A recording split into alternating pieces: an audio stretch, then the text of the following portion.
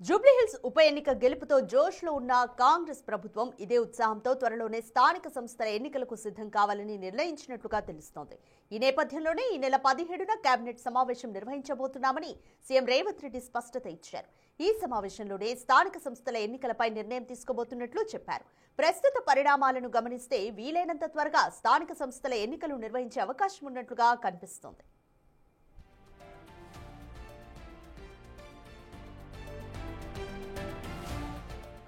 వాస్తవానికి స్థానిక సంస్థల ఎన్నికలు ఇప్పటికే ఆలస్యమయ్యాయి. ఈ విషయంలో తెలంగాణ హైకోర్టు కూడా నవంబర్ 24లోపు ఎన్నికల తేదీలపై తమ నిర్ణయాన్ని తెలియజేయాలని ప్రభుత్వాన్ని, రాష్ట్ర ఎన్నికల సంఘాన్ని ఆదేశించింది.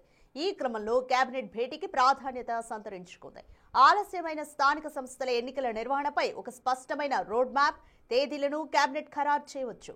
ఈ నిర్ణయాన్ని హైకోర్టుకు సమర్పించాల్సి ఉంటుంది. ఈ విషయంలో మంత్రుల నుంచి సలహాలు తీసుకుని అన్ని చట్టపరమైన అంశాలను చర్చించిన తరువాతనే తుది నిర్ణయం తీసుకుంటామని సీఎం రేవంత్ రెడ్డి ఇప్పటికే ప్రకటించారు.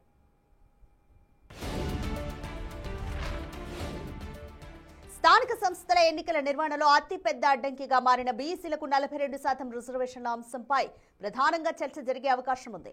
హైకోర్టు గతంలో 42% బీసీ రిజర్వేషన్లను కల్పిస్తూ జారీ చేసిన జీవో 9ను నిలిపివేసింది.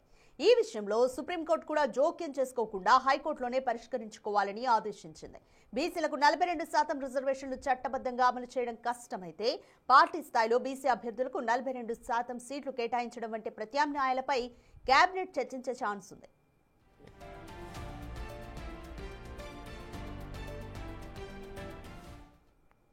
ఎన్నికల కోడ్ వల్ల ఆగిపోయిన సంక్షేమ పథకాల పునరుద్ధరణ, కొత్త సంక్షేమ చర్యలపై చర్చించి వాటిని వేగవంతం చేసే అవకాశం ఉంది. కాంగ్రెస్ ప్రభుత్వం ఏర్పడి డిసెంబర్ 7న 2 ఏళ్లు పూర్తవుతున్న సందర్భంగా నిర్వహించాల్సిన విజయోత్సవాలు, ప్రణాళికను కేబినెట్ ఖరారు చేసే ఛాన్స్ ఉంది. నిలిచిపోయిన పరిపాలనాపరమైన అభివృద్ధి ప్రాజెక్టుల ఫైల్స్ ను ఆమోదించడం, గత కేబినెట్ భేటీలలో చర్చించిన కొన్ని విద్య, మౌలిక వసతుల అంశాలు కూడా ఎజెండాలో ఉండే అవకాశం ఉంది.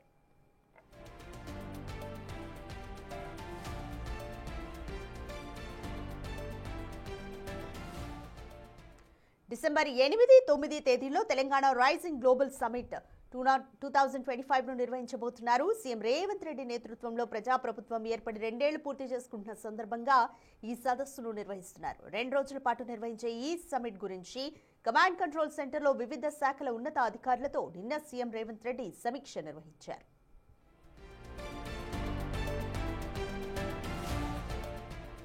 డిసెంబర్ 8న ప్రజాప్రభుత్వం 2వ వార్షికోత్సవం వైభవంగా నిర్వహించాలన్నారు రేవంత్. డిసెంబర్ 9న తెలంగాణ రైజింగ్ 2047 పాలసీ డాక్యుమెంట్ను ఆవిష్కరించుకోబోతున్నామని తెలిపారు. తెలంగాణ భవిష్యత్కు రోడ్ మ్యాప్ రూపొందించుకుంటున్నామన్నారు. పాలసీ ఆధారంగానే భవిష్యత్ నిర్ణయాలను తీసుకునేందుకు వీలుంటుందని, పాలసీ డాక్యుమెంట్తో పెట్టుబడిదారులకు ఒక స్పష్టత వస్తుందని తెలిపారు. శాఖల వారీగా పాలసీలకు సంబంధించి సమ్మిట్లో పవర్ పాయింట్ ప్రెజెంటేషన్ ఇచ్చేలా ప్రణాళికలు సిద్ధం చేయాలని సూచించారు. ఈ నెలాఖరులోగా శాఖల వారీగా పాలసీ డాక్యుమెంట్ను సిద్ధం చేయాలని, ఈ గ్లోబల్ సమ్మిట్కు వివిధ దేశాల ప్రతినిధులను ఆహ్వానించాలన్నారు. వివిధ దేశాల ప్రతినిధులు వస్తున్న నేపథ్యంలో సెక్యూరిటీ విషయంలో తగిన జాగ్రత్తలు తీసుకోవాలని సీఎం రేవంత్ రెడ్డి అన్నారు.